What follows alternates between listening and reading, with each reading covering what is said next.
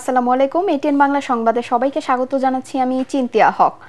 সংবিধানের ত্রয়োদশ সংশোধনী বৈধ উল্লেখ করে নির্বাচনকালীন তত্ত্বাবধায়ক সরকার ব্যবস্থা পুনর্বহালের রায় দিয়েছে আপিল বিভাগ। সকালে প্রধান বিচারপতি ডক্টর সৈয়দ রেফাত আহমেদের নেতৃত্বে 7 বিচারপতির পূর্ণাঙ্গ বেঞ্চ এই রায় দেন। রায় আপিল বিভাগ বলেছে, বর্তমান অন্তর্বর্তী সরকারের অধীনে ত্রয়োদশ জাতীয় সংসদ নির্বাচন অনুষ্ঠিত হবে। আর চতুর্দশ সংসদ নির্বাচন থেকে কার্যকর হবে তত্ত্বাবধায়ক সরকার ব্যবস্থা। অ্যাটর্নি জেনারেল আসাদুজ্জামান বলেন, তত্ত্বাবধায়ক সরকার পুনর্বহালের রায়ের ফলে মানুষ নিজের ভোট নিজে দিতে পারবে।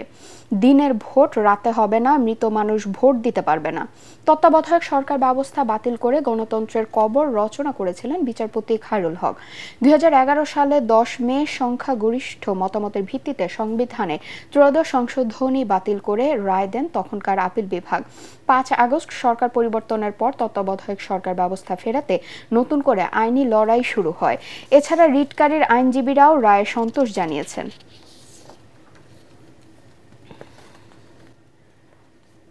1996 সনে এই যে আর্টিকেল 58(1), 58(2) সেখানে যে এই ব্যবস্থা প্রবর্তন করেছিলেন এবং যেটা পরবর্তীতে এই 13 অ্যামেন্ডমেন্টের জাজমেন্টে বাতিল করেছিলেন, সেটা আবার তিনি পুনঃপ্রবর্তনের কথা বলেছেন। আমরা আনন্দিত যে আমাদের দীর্ঘ সংগ্রামের পর যে আমাদের আদালত আমাদের রিভিউ পিটিশনটা গ্রহণ করেছে এবং তত্ত্বাবধায়ক সরকার ব্যবস্থাটা ফিরিয়ে এনেছে। যে এই নির্বাচনের ক্ষেত্রে এই নির্দলীয় তত্ত্বাবধায়ক সরকার ব্যবস্থা যেটি আজকে থেকেই সংবিধানে ফিরে এলো, তার অধীনে নির্বাচনটি আসন্ন নির্বাচনটি হবে না, নির্বাচনটি হবে পরবর্তী সময় থেকে।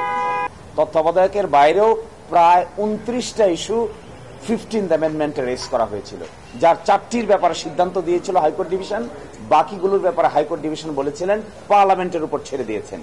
এটাকে এর বিরুদ্ধে আমরাও আপিল করেছি, জনাব বদিউল আলম মজুমদারও আপিল করেছেন, আরো ক্রস আপিল হয়েছে। সবগুলো বিবেচনা হবে। এই রিভিউর পরে এই জাজমেন্টের উপর রিভিউ করে হবে না, অন্য কোনো জাজমেন্টে এসে সেটা আলাদা ফাইন্ডিং দেবে।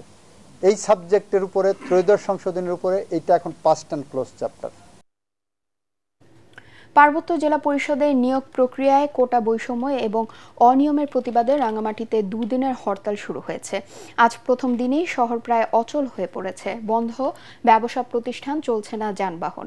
পার্বত্য জেলা পরিষদের চাকরি নিয়োগে জাতিগত কোটা সংরক্ষণ না করা এবং নানামুখী অনিয়মের অভিযোগ তুলে আজ সকাল 6টা থেকে 2 দিনের হরতাল পালন করছে কোটা বিরোধী ঐক্যজোট, সাধারণ শিক্ষার্থী ও সচেতন নাগরিকরা। অভ্যন্তরীণ ও দূরপাল্লার সকল যানবাহন চলাচল বন্ধ রয়েছে, এমনকি 5 উপজেলার সঙ্গে নৌযান চলাচলও বন্ধ। সকাল থেকে বিভিন্ন স্থানে হরতাল সমর্থকদের পিকেটিং করতে দেখা গেছে। অন্যদিকে শহরের গুরুত্বপূর্ণ পয়েন্টগুলোতে অতিরিক্ত পুলিশ মোতায়েন করা হয়েছে। অনাকাঙ্ক্ষিত পরিস্থিতি এড়াতে বাড়ানো হয়েছে টহল, তবে জরুরি সেবার যানবাহন হরতালের আওতামুক্ত রয়েছে। খেলার খবর। মিরপুর টেস্টের দ্বিতীয় দিনে একটি রান নিতে গিয়ে মুশফিকুর রহিম খরচ করলেন 8 বল। তাতে ইতিহাসের ভেতরে আরেক ইতিহাস লিখে ফেললেন মুশফিক। 100তম ম্যাচটা সেঞ্চুরি দিয়ে রাঙালেন তিনি। সেই সঙ্গে বাংলাদেশ দলের সমর্থকরাও রঙিন হলেন সাফল্যের আলোয়। বিশ্বের 11তম ক্রিকেটার হিসেবে এই কীর্তি গড়েছেন মুশফিক। পরের বলেই লিটন দাস তুলে নেন ক্যারিয়ারের 20তম 50। নিজের 100তম টেস্টে মুশফিকুর রহিম 106 রান করে সাজঘরে ফেরেন। মুশফিকের ফলকের ম্যাচে 158 বলে 5ম টেস্ট সেঞ্চুরি তুলে নেন লিটন দাস। আগের দিনে 4 উইকেটে 292 রান নিয়ে খেলতে নামে বাংলাদেশ।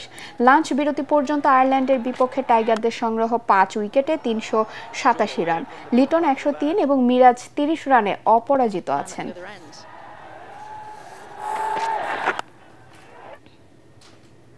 পরবর্তী সংবাদ দেখার আমন্ত্রণ জানিয়ে এখনকার মতো শেষ করছি।